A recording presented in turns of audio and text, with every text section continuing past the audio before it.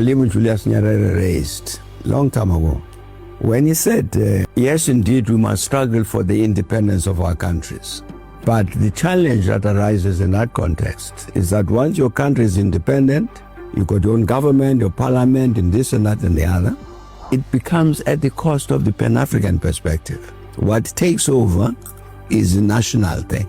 They here, for instance, in Tanganyika, they argued, this is a Tanganyika African National Union, that they needed to hold the independence of Tanzania until other African countries became independent, so that together we maintain this cohesion. We need to be very careful to make sure that the fact of our achieving independence, which we must achieve, does not result in sacrificing the Pan-African perspective.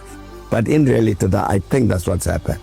In South Africa, in many parts, the rest of the continent, I think the leadership and African leadership in all our countries then get preoccupied with these national issues, and I think in a sense they become overwhelming. And I can just see it, feel it, that right across the continent we get a progression away from this Pan-Africanist perspective. People being preoccupied with the people must be preoccupied with national interests and so on, what's happening.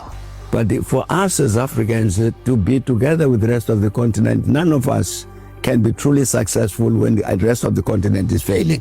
It's all in our selfish interests as countries to make sure that the rest of the continent succeeds. But I'm saying that I think that's part of what has happened. And it's affected the functioning of the continental organization, the African Union. Because apart from anything else, if you look at what is happening globally now, there's huge changes that are taking place in the process of the system of international relations. This insistence on multipolarity is part of that process. Even these discussions about de-dollarization, these are part of that broad discussion.